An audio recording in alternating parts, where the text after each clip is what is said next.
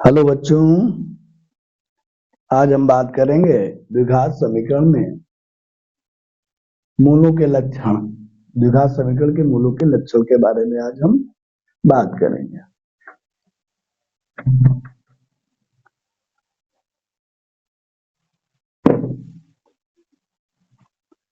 द्विघात समीकरण में आपको हमने बताया था विविक्तर क्या होता है। तो विविक्तर जिसको हम लोग B square minus 4 AC B square minus 4 AC जिसको लोग डी कहते हैं इंग्लिश में डिस्क्रिमिनेंट। तो इस विविक्तर पर सभी मूलों के लक्षण आधारित है। इसी के ऊपर सारी बातें होती हैं, क्योंकि देखो सूत्र तो क्या होता है, x equal to minus B plus minus B square minus 4AC upon 2a। तो मूलों के लक्षण क्या होंगे, मूल कैसे होंगे, हमने बात की थी कि इस सूत्र में वर्गमूल के अंदर जो लिखा हुआ है जिसको हम लोग विविक्तर कहते हैं, इसी पर निर्भर करता है।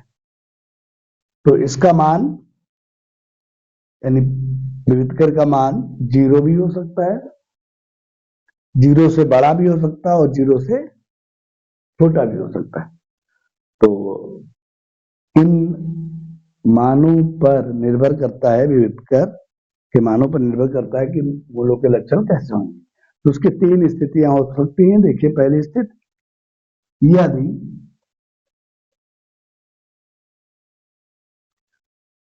बी स्क्वायर माइनस 4AC का मान 0 हो, क्या हो, 0 हो।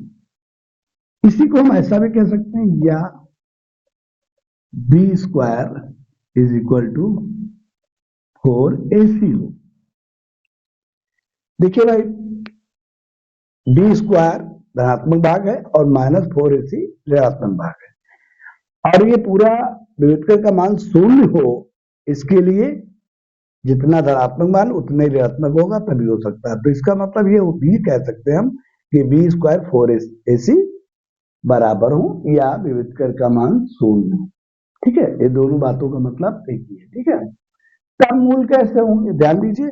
अगर विविक्तर का मान 0 हो गया तो दो मान जो हम निकालते हैं x के, एक प्लस लेकर के एक माइनस लेकर के, तो उस समय प्लस यहां जब 0 होगा, 0 के वर्गमूल 0, अर्थात प्लस माइनस के बाद 0 मिलेगा। तो माइनस बी, अगर हम प्लस लेके चलते हैं प्लस 0, तो माइनस बी में प्लस 0 करेंगे तो माइनस बी तो रहेगा, तो माइनस बी अपॉन 2 ही आ जाएगा। अगर हम माइनस चिन्ह लेके चले तो माइनस बी माइनस 0 है ना अपॉन 2a, तो माइनस बी ही ऊपर रहेगा, तो माइनस बी अपॉन 2a, तो क्या होंगे, दोनों मूल समान हो जाएंगे। ठीक है, तो इस स्थिति में जब विविक्तर का मान 0 हो या बी स्क्वायर माइनस 4AC बराबर हो, बी स्क्वायर और 4AC बराबर हो, तो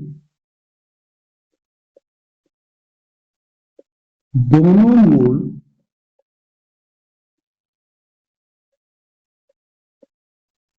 वास्तविक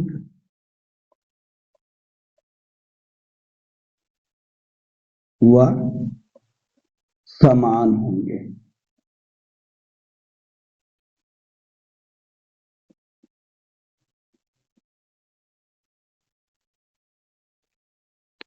तो मूलों के लक्षण में पहला लक्षण, यह विविक्तर का मान 0 है, तो दोनों मूल क्या होंगे, वास्तविक होंगे और समान होंगे। ठीक है, अब चलते हैं दूसरे लक्षण पे।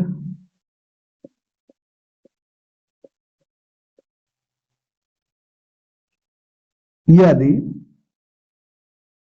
बी स्क्वायर माइनस 4AC का मान 0 से बड़ा अर्थात धनात्मक हो, क्या? धनात्मक।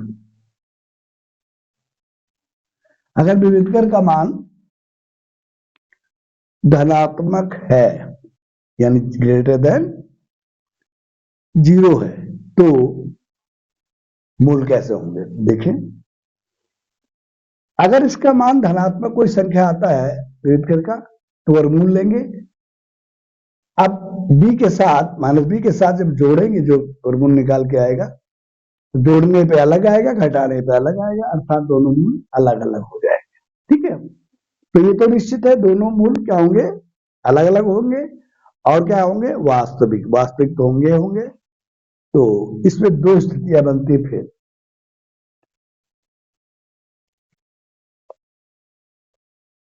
पहली स्थिति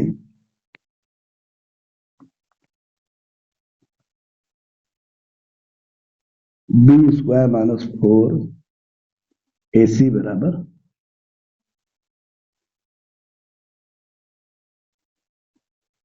पूर्ण वर्ग संख्या, यानी धनात्मक तो होना ही होना है, और यानी 0 से बड़ा मान होगा किसका? विविधकर का, यानी धनात्मक संख्या होगी। अब वो संख्या हो सकती है पूर्ववर्ग संख्या हो या हो सकता है पूर्ववर्ग संख्या ना हो। तो जब पूर्ववर्ग संख्या होगा विविधकर का मान तो इसका पूरा पूरा वर्गमूल निकल आएगा। ठीक है, तो क्या होगा? माइनस b प्लस जो संख्या आएगी उसको जोड़ के पूरे भाग करेंगे तो एक मूल आएगा, और फिर माइनस करेंगे तब भी दूसरा मूल आएगा। दोनों मूल क्या होंगे? परिमेय होंगे। परिमेय समझते हैं? वर्गमूल चिन्ह नहीं होगा। ठीक है, तो आइए बात करें। तो दोनों मूल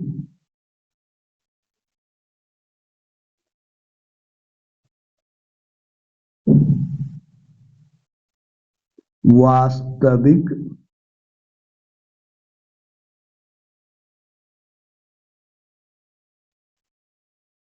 असमान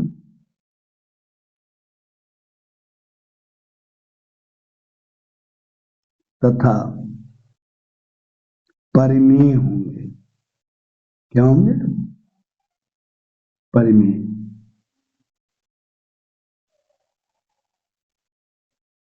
ये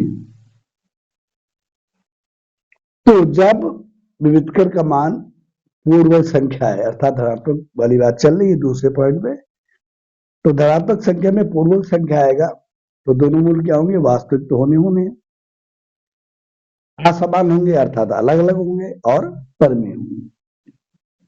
अगली बात, इसे दूसरी कंडीशन, b² माइनस 4ac ये पूर्ण वर्ग संख्या ना हो। पूर्ण वर्ग संख्या ना हो, जैसे 5 है, 7 है, 15 है, यानी ऐसी संख्या जो पूर्ण न हो। इसमें पूर्व संख्या होने मतलब क्या था पिछले वाले में? जैसे 4 है, 1 है, 9 है, 16 है, ऐसे करके संख्या आती तो पूर्व संख्या होती। जब पूर्व संख्या होती तो दोनों मूल वास्तविक, असमान तथा परिमेय होते। लेकिन यहाँ पे क्या होगा? जब पूर्व संख्या नहीं होंगे तो पूरा पूरा वर्गमूल नहीं निकल पाएगा, तो वर्गमूल चिन्ह लगा रहेगा। जब लगा रहेगा तो क्या होगा? अपरिमेय हो जाएंगे मूल ना, तो दोनों मूल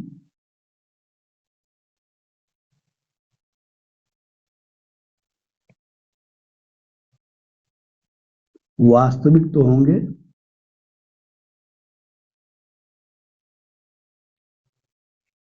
असमान होंगे तथा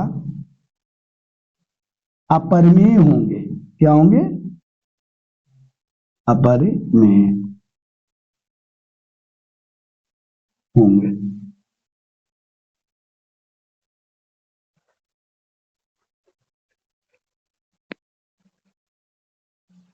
तो जब विविधकर का मान पूर्ववर्ग संख्या न हो तो दोनों मूल क्या होंगे? वास्तविक, असमान तथा अपरिमेय।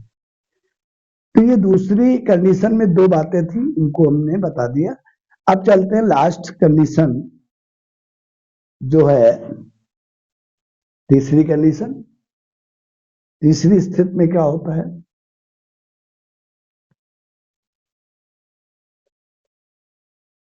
यदि b² - 4 AC is lesser than 0, अर्थात निगेटिव वैल्यू आ गई, ऋणात्मक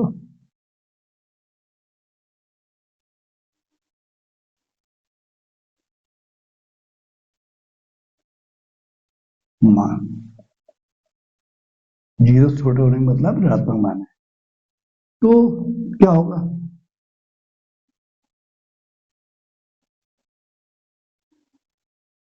तो दोनों मूल कैसे होंगे, ध्यान दें, जब ऋणात्मक संख्या होगी विविधकर, सूत्र में आप जानते हैं विविधकर वर्गमूल के अंदर लिखा होता है, तो जब वास्तविक होता है तो उसका मान धनात्मक होता है, वो चाहे 0 हो और चाहे धनात्मक संख्या वाली। पिछले दोनों कंडीशन में वास्तविक मान आते थे, ठीक है, लेकिन जब ऋणात्मक संख्या आएगा तो उसका वर्गमूल हम नहीं निकाल पाएंगे, तो क्या होगा, हम केवल कल्पना करेंगे, तो इस स्थिति में दोनों मूल क्या होंगे, काल्पनिक होंगे, क्या होंगे, काल्पनिक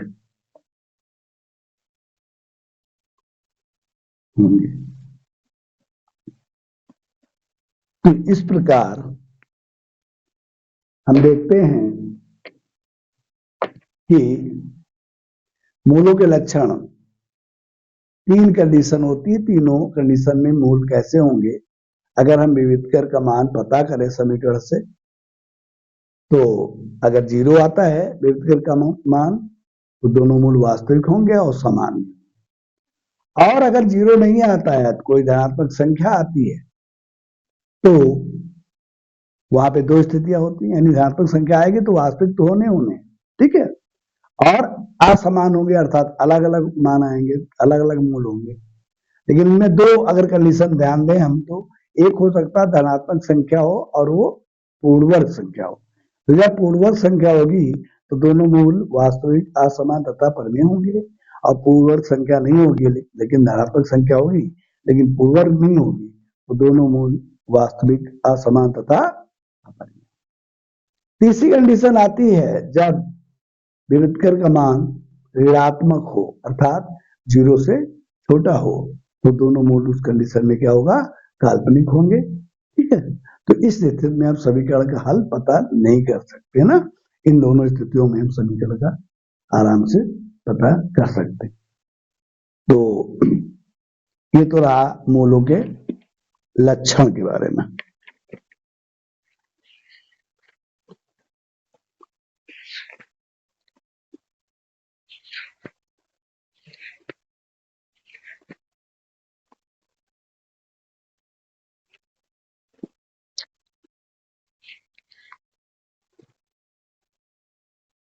तो मूलों के लक्षण का उपयोग करते हुए कुछ प्रश्न पूछे आते हैं, इन विविधकर पे आधारित कुछ प्रश्न पूछे आते हैं, तो कैसे पूछे आते हैं उनका एक दो हम उदाहरण देंगे ताकि उनका उपयोग देखें, इन लक्षण का क्या फायदा है। कभी कभी प्रश्न पूछता है सीधे, कोई समीकरण दे रखा होता है द्विघात समीकरण, फिर पूछता है इसके मूल कैसे होंगे, तो कैसे होने का मतलब है आपको क्या होंगे ये नहीं पूछा, कैसे होंगे मूलों के लक्षण ज्ञात कीजिए, तो आप क्या करेंगे, एबीसी समीकरण से एबीसी पता करके और विविधकर का मान निकालेंगे, फिर इन तीन स्थितियों में से जो स्थिति आएगी, अगर विविधकर का मान 0 आता तो आप कह देंगे मूलों के लक्षण में क्या कहेंगे, दोनों मूल वास्तविक तथा समान होंगे।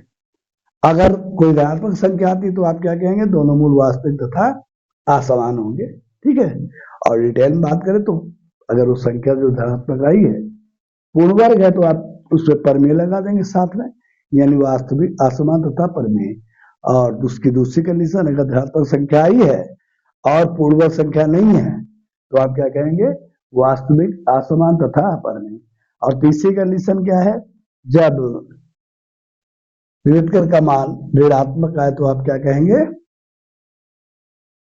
कहेंगे ये काल्पनिक है इसके मूल, अर्थात इसको हम हल कर नहीं सकते, मतलब हल करके मूलों को हम बता नहीं सकते क्योंकि काल्पनिक है। ओके, तो इस पे क्वेश्चन लिखिएगा। एक समीकरण है 3x² माइनस 4x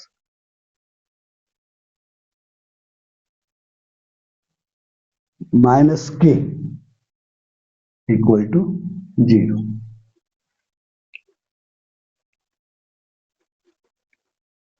के मूल बराबर है, क्या कहा गया? इस समीकरण के मूल बराबर है, के मूल समान है। क्या है? समान है या बराबर है। तो के का मान ज्ञात कीजिए। तो के का मान ज्ञात कीजिए, ये क्वेश्चन है। एक द्विघात समीकरण आपको दे रखी है जिसमें एक अज्ञात राशि के पड़ी हुई है और इस समीकरण के मूल समान है, मूलों के बारे में बताया गया। तो के का मान ज्ञात करना। तो सर्वप्रथम हम क्या करेंगे? सबसे पहले हम क्या करेंगे? समीकरण से एबीसी पता करेंगे, फिर विभेदकर का मान निकालेंगे, फिर समान होने पर क्या होता है उसकी कंडीशन इस्तेमाल करेंगे, फिर के का मान निकालेंगे। तो पहले हम क्या करेंगे? समीकरण से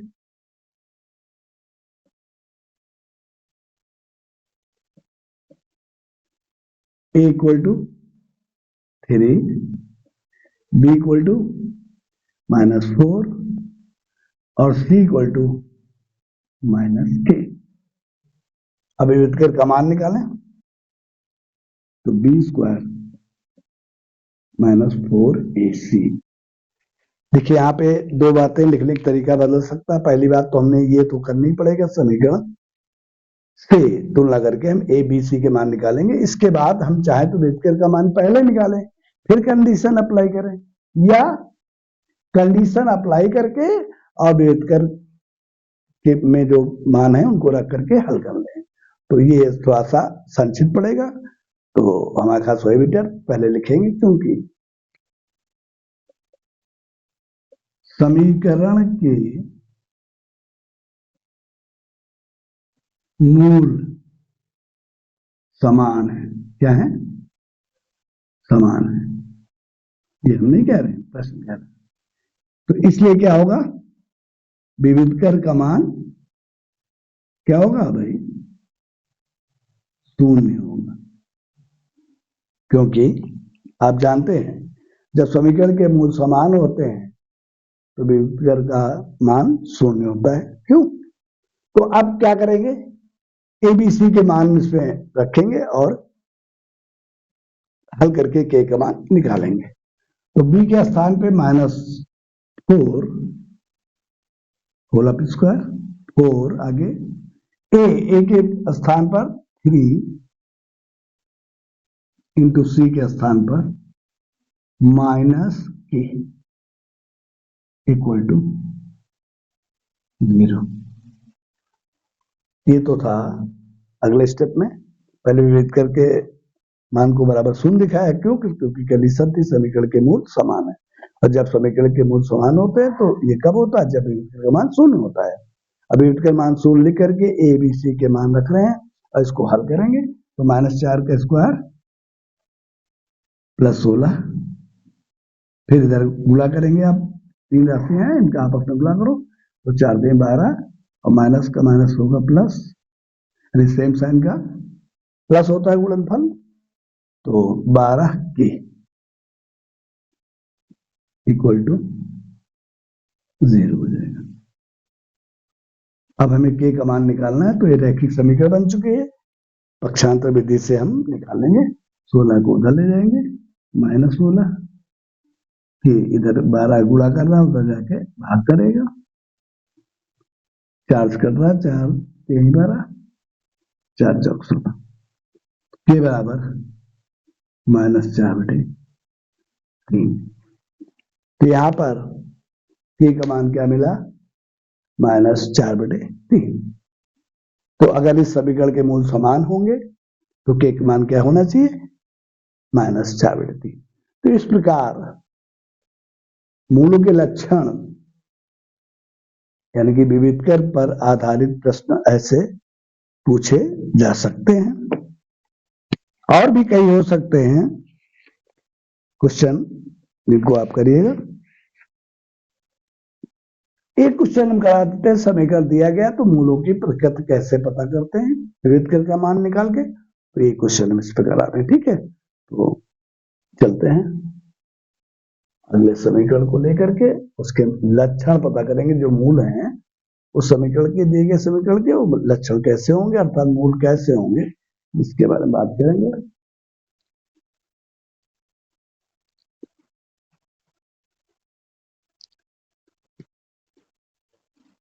पच्चीस बटे 72 x square plus 5/6 x plus 1/2 बराबर 0। इस समीकरण के मूलों की प्रकृति बताना है, नेचर ऑफ रूट्स यानी कि मूलों की प्रकृति हमें बतानी है। तो सबसे पहले हम क्या करेंगे, ए बी सी के मान निकालेंगे इस समीकरण से, फिर विविधकर का मान निकालेंगे। विविधकर का मान निकलेगा, इसके बाद हम पता करेंगे कि किस प्रकार के इसके लक्षण होंगे, ठीक है। तो समीकरण से क्या मिलेगा, A equal to 25/72, B equal to 5/6 और सी इक्वल टू 1/2। विविधकर डी क्या होता है, बी स्क्वायर माइनस 4ac। इसका मान निकालें, बी के स्थान पर 5/6 लिखेंगे, स्क्वायर स्क्वायर लगाएंगे, -4, ए के स्थान पे 25/72 लिखेंगे, इंटू सी के स्थान पे 1/2।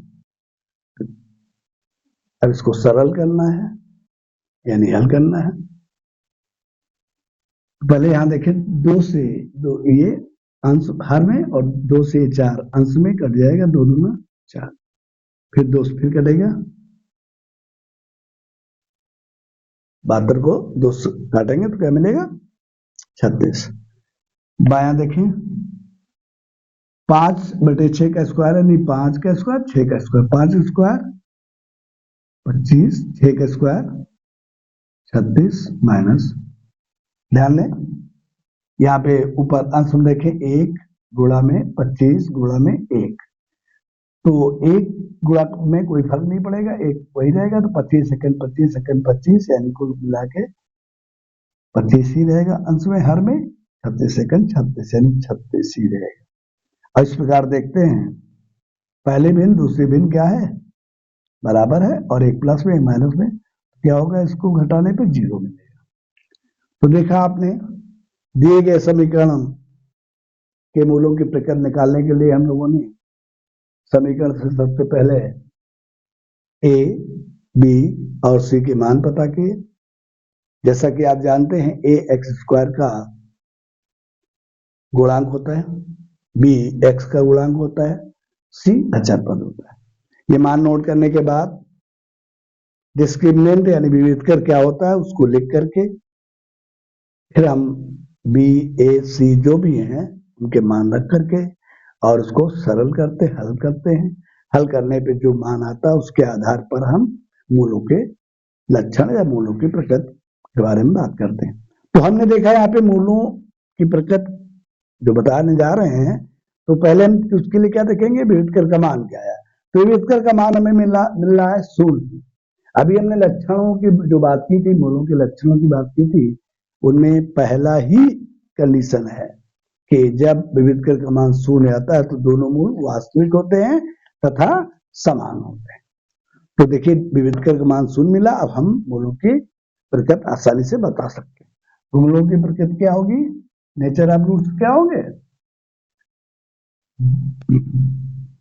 दोनों मूल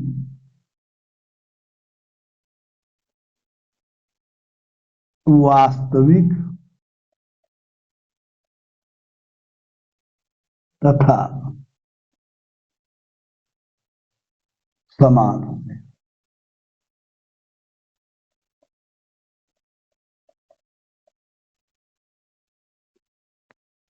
अगर धनात्मक कोई संख्या आती तो आप क्या कह देते, वास्तविक और असमान। अगर ऋणात्मक आती तो क्या कहते, काल्पनिक। तो इस प्रकार अगर कोई तुम्हें समीकरण दी जाए और आपसे कहा जाए इस समीकरण के मूलों की प्रकृति क्या होगी, तो आप आसानी से बता सकते। ठीक है।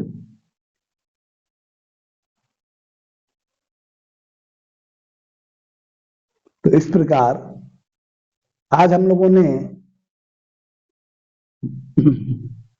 द्विघात समीकरण के विविधीकर से मूलों की प्रकृति, मूलों के लक्षण जाने क्या होते हैं।